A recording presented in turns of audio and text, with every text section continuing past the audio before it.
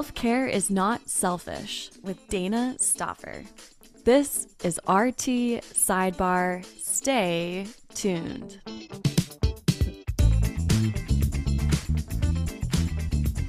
I literally do that for Jonathan Butler because he loves my dancing.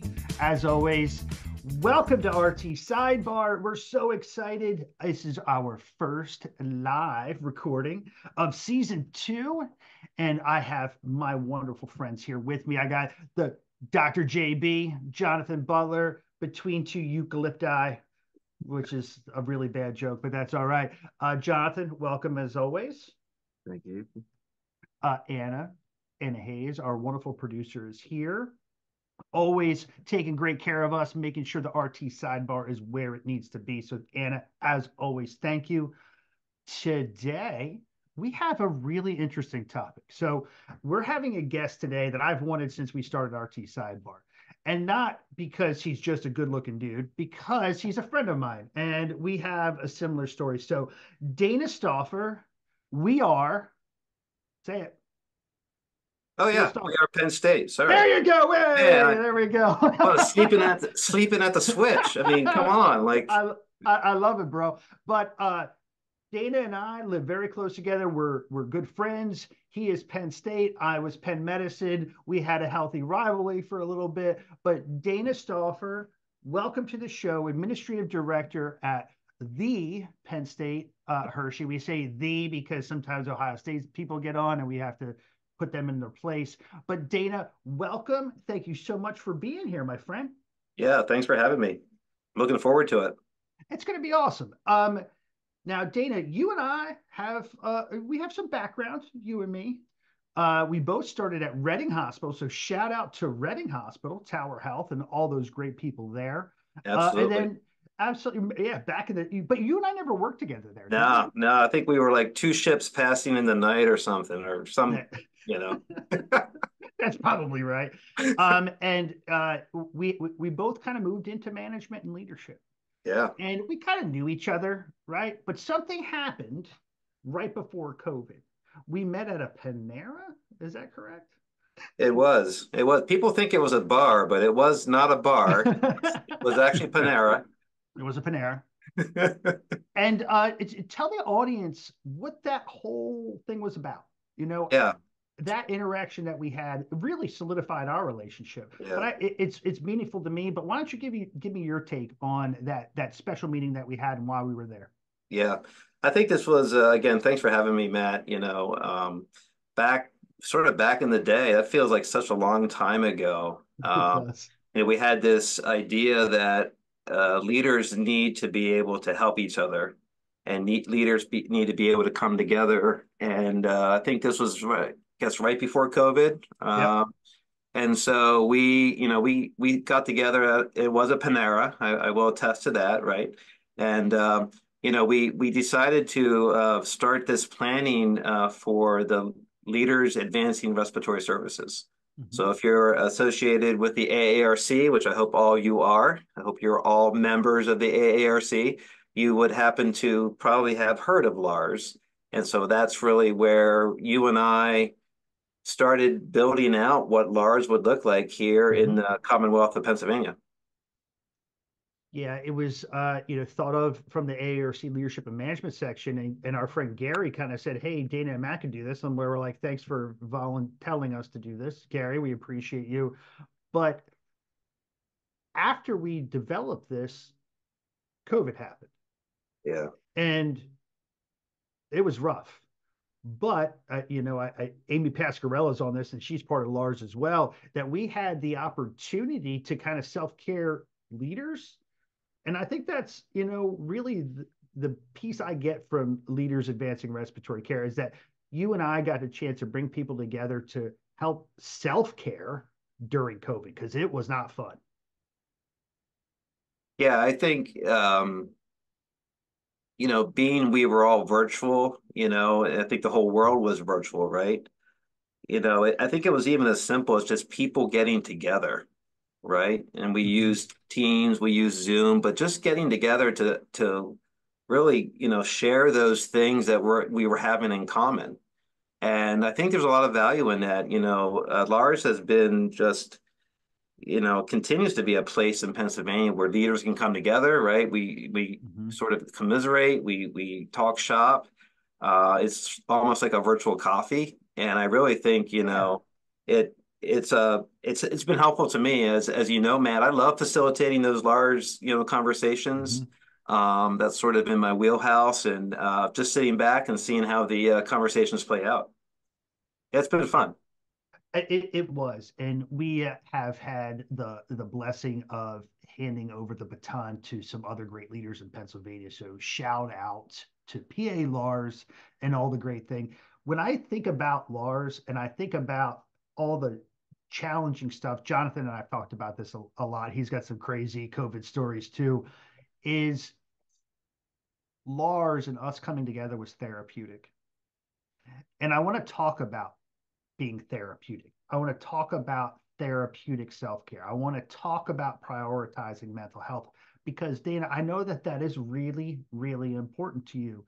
And you and I've talked, Jonathan and I've talked to many people even on this call Yeah. that are we prepared as respiratory therapists and as respiratory therapy leaders to prioritize healthcare or mental health?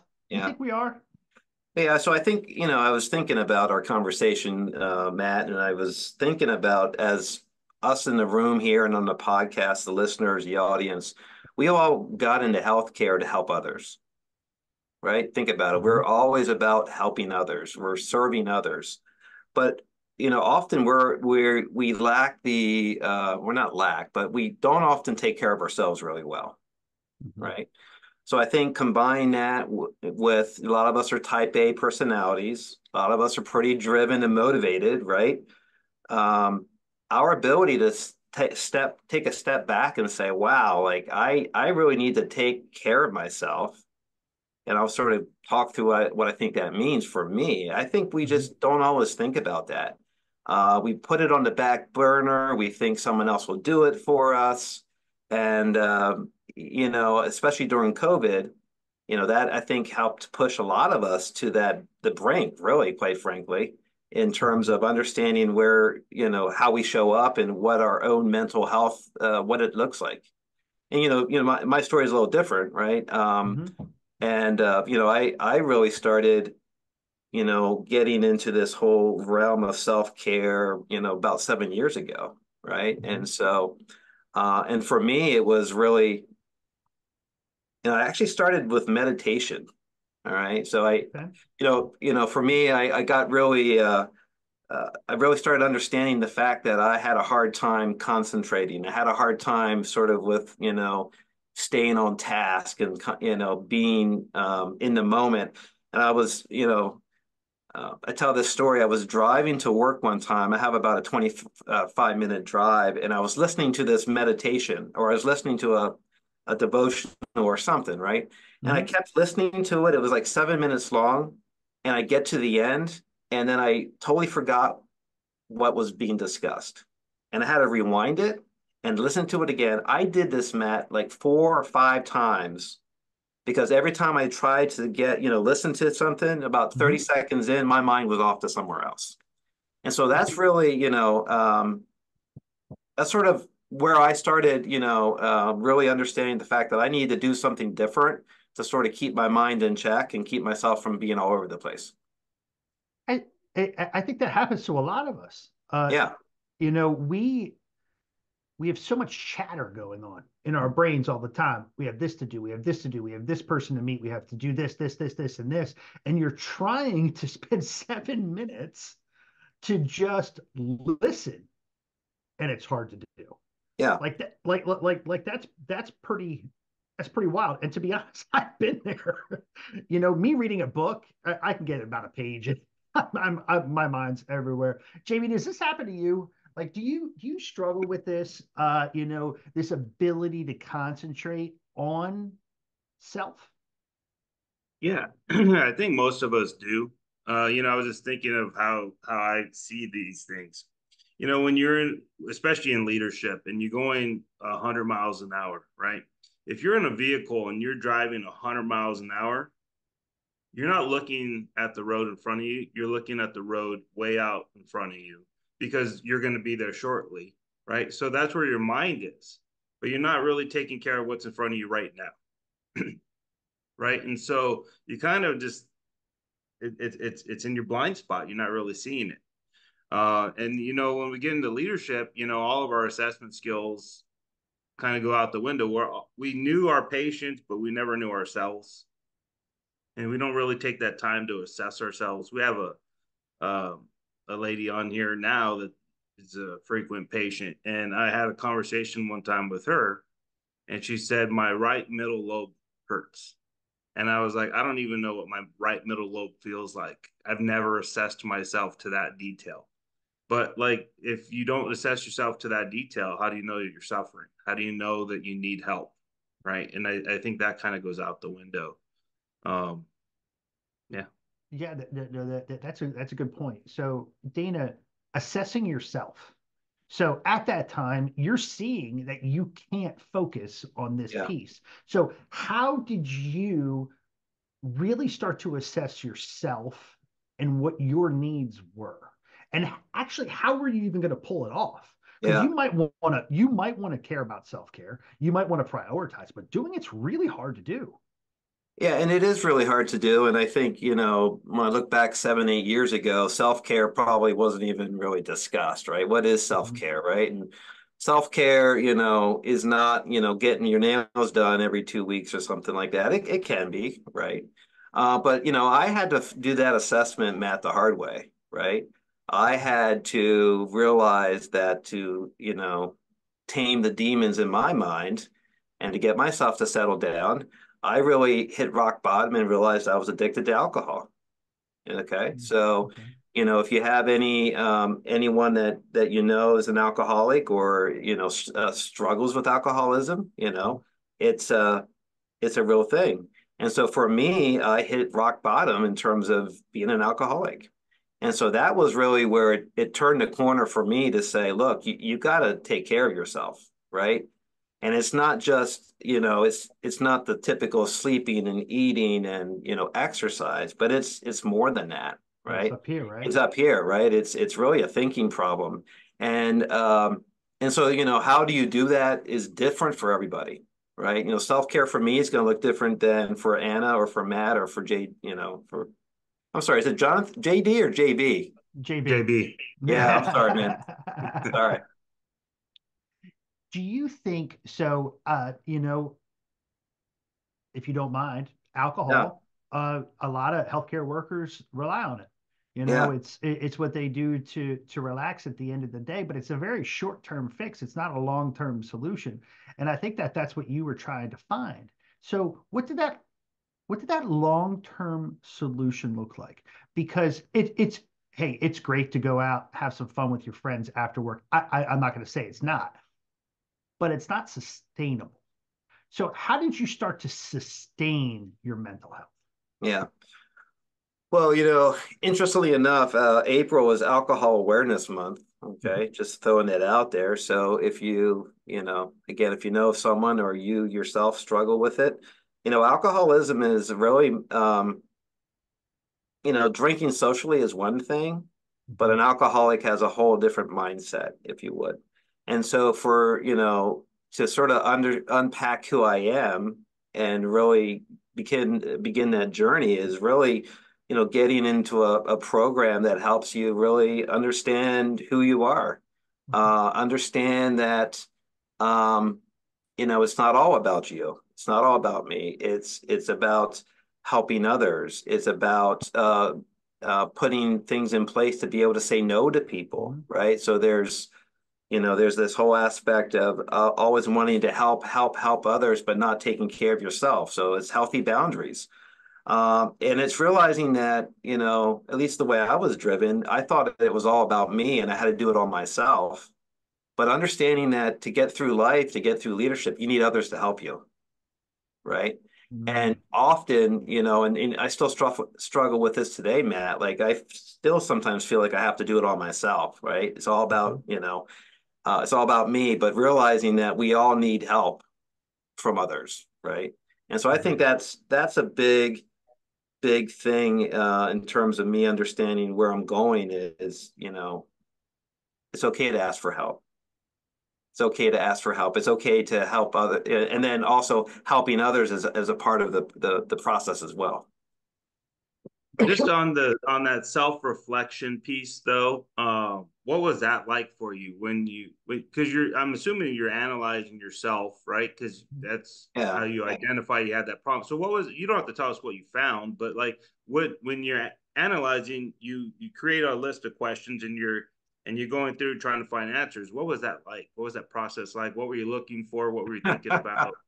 Yeah, I mean this conversation could go a couple different ways, right? But that you're really looking at this, you're sort of ripping apart the onion, right? And the different peels of the onion and saying, where are my character defects? Right? Where are my character defects? And it's not just about sort of finding the things you do poorly, but it is understanding sort of those things that you can do better at. Um, and and so that process can be kind of painful, not gonna lie, right? But there's also a lot of satisfaction, and as if you're in a road to recovery, the outcome is a far much better than the life I was living in the past, that's for sure. That's wonderful to hear. I'm some of you guys know that I'm back to patient care, and I just so happened to be in the room with a lady, and the physician walked in and told her, "You have cancer." And she looked at the physician and says, "Well, that's good news, right?" And so I just like froze, and then the physician froze, and then he asked, "What do you mean it's good news?" And she's like, "Well, now we've identified the problem. Now we can start to fix it, right?" And then it all clicked with me. It's like, well, shoot, she is onto something. You had to identify a problem before you could start fixing it. But if you never identified the problem, you just go on living with it, just not knowing about it. And I thought that was pretty powerful. Well, yeah, that's identifying you have a problem, right? Whatever it might be. Someone might be an addict, someone might be an alcoholic, someone might just have a problem with binge eating, right? You have to admit that you have a problem, because only then can you fix it, right? And so I think as leaders, some of some of it's genetic, some of it's not, but some of us are more prone to those addictive personalities than others. And as individuals, we have to be able to identify that, right? No one's going to be able to look across. I mean, everyone else knew I had a problem before I did, right? But only if you're going to fix it, to your point, I have to identify that before I can make the corrective measures and put corrective measures in place to be able to move forward. Wow. So I want to get the chat going. Dana, I'm going to ask you this question, but I'm also going to ask the audience today is, did you feel when you're going through your self-reflection, did you feel like you had to be perfect? You're the leader of a large academic hospital. You're very talented, just like all of our audience members. What was that? Tell me about learning about what that vulnerability is, because we are taught to be perfect. Our staff looks at us to be perfect. We cannot make mistakes. So what did that feel like to make that change? That perfection is not a good metric. Tell me about that. Yeah, I think about that even today, right? I don't know that I'd heard it a lot when I was a kid, but I remember hearing it enough, right? Practice makes perfect, right? And now I sort of think about practice makes progress. Practice makes progress. And so, I think that's, at times I think that might have even held me back in my career, right? You think you have to have something perfect. And you want to dot all the I's, cross all the T's before you implement a new project. And then, you're working, and things are changing around you, and then you go to try to pull the trigger, and it doesn't, it sort of falls on its face. So yeah, I mean, being perfect, there's only none of us are perfect. And I think being able to lean in and say, look, it's okay to be wrong, right? There's a lot of ego that's part of this. And one of the things that kind of led me into realizing I had a problem, even before I really identified as, having a drinking problem, is Ryan Holiday has this book called Ego is the Enemy. I don't know if you have any listeners out there that are big into stoicisms or study Stoic philosophy. But I read that book and I'm like, man, ego, huh? And you know, if you're a reader, I would highly recommend checking out his work. It's pretty cool stuff. That's awesome. So, Dana, first off, thank you for sharing a very personal thing with us. I think that this helps us all grow. So, thank you so much. Um, you you figured out your current state. Yeah. What have you done? Because it's easy to say, "Hey, I'm going to start doing yoga tomorrow, and I'm going to have Yeah. self-care." Like that. Like that's the easiest thing in the world to do. And to be honest, during COVID, a lot of our hospitals told us to do that. Oh, it's okay. Just do some yoga. Everything will be fine. Or have some pizza, right? Jonathan and I, here's a pizza. Everything will be better. Tell us about your journey, about what your positive self-care looks like today and how you got there. Yeah.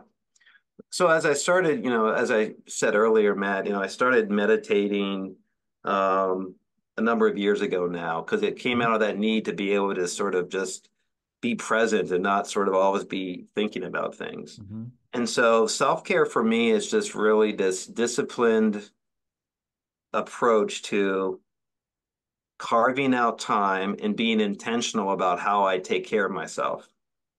And for me, that program, if you would, I call it my program, is meditation. Being able to sit in a chair and recognize my breath. So there's a couple different Mm-hmm. ways you can meditate. I just practice mindfulness meditation. I couldn't sit still for 5 seconds, right? I meditate for 20 minutes at a time, and so just be able to sit there and listen to the guided reflection about keeping again tracking your breath, or maybe the rise and fall of your chest or things like that. So for me, that practice of 2 or 3 times a day of meditation is really important to me. I also believe that just taking the time in the morning to reflect on where I am in life, or to reflect. And so I journal. I have a journal practice, right? Okay. So I will journal and talk about really, what's going on in my life, right? Or what am I happy for today? Sometimes I'll make a gratitude list, right, of the things I'm grateful for, because part of this again is a thinking problem, right? And you get caught up in your own head, right? But I'll tell you what, if you get caught up in your own head and you sort of start worrying about things, a good way to get out of that funk is to start counting what you're grateful for, counting your blessings, Mm-hmm. right? And so it could be as silly as I'm grateful I put shoes on today. I had a car that got me into the office. It's raining out today. We could be having a famine right now. And so, in addition to meditation, having that gratitude practice, having that journaling time, is also important. And in addition to just reflection, and being in a meditative state, in terms of just doing some readings, if you would. So whether that's Mm-hmm. sort of if you're spiritual in nature, you might have something that's more spiritual, or it could just be uplifting, but really time to say, I'm not washing the dishes, I'm not taking the kids to school, I'm not working right now, I'm just having some me time right now. And so, part of that self-care for me is also like then learning when to say no. Mm-hmm. I think sometimes as leaders, we want to impress the boss, we want to impress others. So you're sort of always go, go, go, go, go, right? Mm-hmm. And when is it okay to say no? I'm not going to do that, right? I remember, Matt, you and I had this experience where I told Mm-hmm. you I turned down forget what it was. You had wanted to nominate me for something, and I said no, I can't do that. All right. And in the past, I think I just would have been like, sure, because sometimes there's this, you know, what is it? There's a social norm maybe to say yes. The first thing that, when someone says, can you do this? You want to take me here? Or do you want to go out here and do that? The first response might be, oh, yeah, that sounds like fun. And then what? You end up overcommitting yourself. You start then, getting resentments because, well, I didn't really want to do this anyway, but here I am. So those are just some things, meditation, journaling practice, reflective meditation, and just reading is all kind of what I consider as part of my self-care practice. I call this sort of the PM for the soul, right? I like that. So PM, prayer meditation for the soul, right? And so, part of recovery is talking about a higher power, right? So it doesn't necessarily have to do with any kind of one kind of a faith, but so just being present, putting your mind in park, if you would, and doing that PM work for the soul is really important. Matt, you and I were talking about this the other day. You don't drive your car forever without changing the oil, right? Bingo. And I've had conversations even with myself, like, well, I don't have time for that. I don't have time to do, this work. Um, and if you think about your car, somehow you manage to make time or manage yourself in a way to get that car work done, right? You make it happen. Yep. So I think for me, and again, this is my program, and this is what works for me, right? Everyone has a different need. Mine just happens to be this is what works for me, right? When I think about self-care. Yeah. Also, Matt, I'm a runner, so I actually get out and I run, 2 or 3 times a week, and so I think that for me can be a self-care a mechanism, right? Because I use that time to unwind, daydream, gaze, look at nature, all that fun stuff that you can do when you're out there running. That helps offset or offload all that negativity, negative stuff in the workplace that you have to put up with. I'm going to put Anna on the hot seat for just a second. She is training for a marathon with our friend Jeannie Pedanici, who's also on. Anna, is it a good mental break for you when you run too? It's not, I know it's physical, but like, do you have that Zen type moment as I mean, well? I think that's like the runner's high. And yeah, I definitely like something triggers in my brain when you get to a certain point in a run that creates zen. I think as it relates to self-care, um, it's important to find like the root causes of why you're at a point of what I hate to say burnout, because that's like so over like buzzword burnout, but you're at this point where you need to now prioritize your health, whether that's emotional, spiritual, physical, nutrition wise, and that's what we're lumping as self-care. So it's like just sleep more, do more yoga, and you don't feel that well totally complete. And I think training for a marathon or Dana, if it's journaling for you or your meditation, you set a hard boundary like you talked about, and you find the root cause of why did I get to a point that I'm burnt out, and then setting those boundaries and reprioritizing your life. The car becomes a priority because you can't get to work without it. Well, like my health is like my biggest priority. And if I can't get my run in that day, then I've lost the day. And I think leaders who like understand that and are transparent about that, like I'll do my one-on-ones while I'm running. I mean, I run for like hours. So like, yeah, like I love phone calls while I'm running, to be honest. And it's such like, it's so wonderful to have people who understand that and like, are excited by it and supportive. And then for me, it's so important for me to have like my boundaries. Like it's changed my relationship with alcohol too. Like I'm training, so like right, I'm not like drinking the same way, and so my friends are up for doing different things um related to that. And again, it's shifted the way I treat myself. Like now I see myself more as an athlete than someone who's just like maintaining. And I think that's what, sorry, last bit on the rant here. That's where self-care falls short. It's limiting to think just sleep more. It has to be sustainable solutions. Like you're, Dana, meditating with a routine, and you're not striving for perfection, right? Just progress. And that progress has a degree of marginality, right? A marginal improvement. And you're okay with whatever that degree is. But the system is in place. You know what works for you, and you are going to do that. I think all leaders need to like have that self-awareness. What is your self-care sustainability and your boundaries? What are your priorities? Like, so that you can set those hard boundaries. Yeah, Anna, you've brought out some great keywords. Boundaries. Dana talked about discipline, intentionality, prioritism.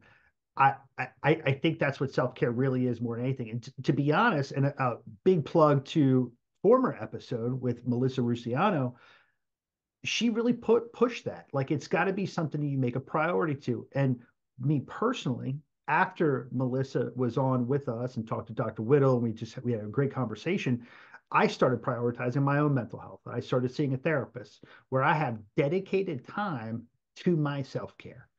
And it's, whatever we talk about is great, but because I dedicated the time where I can really dive into my thoughts and feelings and what's going on in my brain and to shut off, I just feel I feel so much better in my head than I have in a very, very long time. So, that intentionality matters. So that's awesome. Yeah. Yeah. I think, PM with prayer and meditation, another way to consider PM would be preventative maintenance, right? Exactly, You're doing right. this so you don't break down later. And, being a runner who, when I went through my divorce, I got into a dark place and I took up running. I was a runner in high school and college, so it's fine, but I took up running, and just like that was my therapy, just getting Mm-hmm. out there and running, and you get this connection or disconnect from your brain and your body, and then all of a sudden, like, holy crap, I just ran like 10 miles. I wasn't even thinking That's about it. I'm awesome. not even tired. I'm not winded or anything like that. It just, was my mind was, processing what I was going through. My body was doing something else. I felt fantastic, but I really worked myself through it. And that was my dedicated time. But when I see people that are not healthy, I it I mean, I got to read literature on it, but every time I ask them, like, hey, why don't you do this? Why don't you do that? It's always, I don't have time, right? I don't have Mhm. time to go to the gym for an hour. But you'll see them on the couch texting on their phone for like 2 hours. It's like, Yep. okay, well, you didn't put in that time for yourself. And I think if you don't prioritize that, then no one's going to prioritize it for you. You just got to do it. It is your preventative maintenance, so you don't break down later. And I think that needs to be a priority for people. And Absolutely. it takes a hitting rock bottom sometimes for people, but Yeah. it really helps. So, This is Dana, I really want to open this up to the audience because I think that you have so much to offer. Give us some of your final thoughts before we open it up to the audience, because I think this is it's a great topic. There's a lot to it. So, what are your best advice for Yeah. leaders in the respiratory space to prioritize their mental health? Tell us what you think. Yeah, I think a couple of things. As a leader, Mhm. be prepared. I don't think we often realize when you go into a leadership position and you try to climb the ladder, which that's probably a problem, right? If you think you need to climb the ladder and knock everyone else off, you need to be able to put more effort into taking care of yourself, right? Mhm. So, meaning, I now am busier. Anna's talking about running. We've been talking about running for a bit. If you're gonna run and train for a marathon, what do you have to do? You have to eat more, you have to sleep more, you're gonna have to rest more, you're gonna have to do all those things. And I don't think I really appreciate that as I grew as a leader, that I need to take more time for myself, right? So I think that's one of the things that I can think about. The other thing is if mental health is, I think about mental health and our ability to maintain mental health and stability, right? Is really still under talked about or under talked Mhm. about, underappreciated, right? Yeah. And Hmm. so, if one of my take home messages is if you suffer from social anxiety disorder like I do, or panic disorders like I used to have, there's hope, right? There's hope for you. You can engage in talk therapy, you can engage in pharmacology if you would. You can do all kinds of things, or you can take better care of yourself, understand the root cause of those problems, right? And you Hmm. you can get better. There is life with mental health challenges. And then the last thing is, in terms of of us that have addiction problems, there's help as well. You can reach out to those in your community, reach out to me. If you have an addiction to alcohol or drugs, I'm always willing to talk about that. And life is far much better when you're clean and sober than when you're using, that's for sure. In terms of other thoughts I have for leaders, I think, take a hard look at who you are as a person, Hmm. and get people around you that can speak into your life to give you some guidance, right? I think, at least for me, I was always about myself, right? But get a coach, get a mentor, get a priest, get someone to help you with that. Hmm. Um, I watched this commencement address. I forget his name, CEO, or he founded eBay, and he gave this address to a bunch of MBA students at Stanford, I believe. And he talked about as he became a CEO, how he had to really rely on others for help. Like he got a psychologist, got a therapist, he had a rabbi that helped him, he had someone with his public speaking. So he spoke about like all these things that he did to Hmm. help become a better person and to be able to withstand the stresses of a CEO job, right? And he talked about sports. When you're in sports, you have a batting coach and you have all these different coaches that the Yeah. athletes use. And I think as leaders, we should be not afraid to engage others around us to help us get better. Wow. Dana, and I know you mentor a lot of people, friends of ours. I think that you're a fantastic leader, and I think that you're an even better leader because you're prioritizing yourself. So, Dana, congratulations on your journey. We wish you the best of luck. I do want to ask this question because Sarah asked a fantastic question, and we're going to open this up a little bit for just a couple minutes. Dana, tell us work-life balance versus work-life integration. Yeah. Uh, That's an open book, Balance. right? Yeah. Well, there. Yeah. Great question, Sarah. Yeah, Matt knows this. I started doing some writing a while ago, and this was actually a topic I had that I Mhm. haven't never published. But I think, balance makes it seem like it's either or, right? And you know, with COVID and, remote working and, it depends what kind of position you're in. I think for elite, it is more of an integrative approach, right? And I don't know Mhm. that I have the magic formula, right? I don't think any of us do. But I think it's an awareness that if you have, um, you know, more or less of one of those things, you're going to sort of go off track. And, for me, that was always my problem. I could never go down the middle of the road, right? I always had to go excesses or, too much or not enough. And Mhm. so I really do think it's an integration. Um, and I think we were all cut from different fabrics of life in terms of, our home setting and our relationships with family and things like that. So Mhm.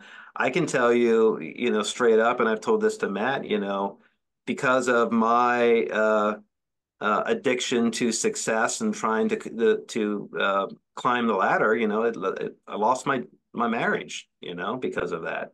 And so I think, you really have to take a hard look at yourself. Again, this is going back to peeling back those layers of the onion and saying, what motivates you every day? Do you have do you have your own personal mission statement, right? That you can look at every morning and say, like, this is why I exist. These are my core values. And so I always encourage people that I work with is to make sure you have those. I keep them in front of my journal, right? I actually have, this is sort of what I aspire to do and aspire to be, and this is what I'm going towards. And when I find myself getting out of kilter, if you would, with those values and where I want to be and what I want to know, what's the legacy I want to leave behind, then I know I need to work less, right? Yeah. Or I know that I need to close the computer at night when I'm sitting on the couch and I need to binge watch Netflix for 30 minutes. It doesn't take much time sometimes. So we're out of time. Dana, phenomenal episode. I think that you really bring a piece of not only when it comes to self-care, but actually how to do it. And I think that that's always been a struggle for leaders. So Dana, first off, thank you so much for telling your story. Really appreciate it. I want to thank all the barflies that are on today that could absorb this wonderful information. So we're going to end our episode today with Dana Stauffer from the Penn State. We are Penn State. I want to put for some calls to action. I want everybody to check out season 2, the kickoff episode that was posted a couple weeks ago with Edie Mesa. We had a comment from another barfly that said this episode hits different. It should be required listening for all RTs. Thank you to the barfly team for bringing us. Edie, you're amazing. So thank you to Edie. Our next podcast is going to be on 5/8. So that's 8 May, and that's going to be with our friends from George Washington University to talk about multidisciplinary teams during Nurses Week. Dana, do you have a connection with George Washington? I do. I'm a proud graduate. I have a graduate degree from George Washington University. So that is awesome. So we're excited. So Dana, make sure you check out May 8th. And our next, we have webinars that are available. Our new Hyperact webinar is on Vapotherm Academy. Check it out. It was just posted. It's phenomenal, CEU. I'm going to start my shout outs today with our friend Jeannie Pedanici, who is with us today. Happy 6-year anniversary with us. You're the best. We appreciate you. Keep on running. JB, who do you got? I guess, now that I'm doing bedside again, and actually getting to work with patients and working with the staff, just kind of refreshed my level of the profession. So shout out to all the RTs out there for what we do and all the patients. I've at least had 5 older ladies try to knit me a cap for my new haircut. And I love all my patients. It's been a great experience. But it was a nice, refreshing time. So Dana, any shout outs? Yeah, I have a couple of shout outs. So in addition to the shout out to George Washington University, I want to give a big shout out to maybe I'm also shouting out what JB said, but all those bedside clinicians out there, all those people at the tip of the spear that are doing hard work every day, that are seeing things and doing things that maybe they were not prepared to do. Big shout out to you. Big shout out to Meg Stauffer, the best mom and a co-parent to an 8.5-year-old little girl the best mom ever out there. So a big shout out to her. Anna, you got some shout outs? Yeah, a huge happy birthday to Matt Slater and Brian Swain, and good luck to Manny Rojas on running his first half marathon this weekend. If you like the show today, you can join the live recording with the link in the show notes, and we will see you next time.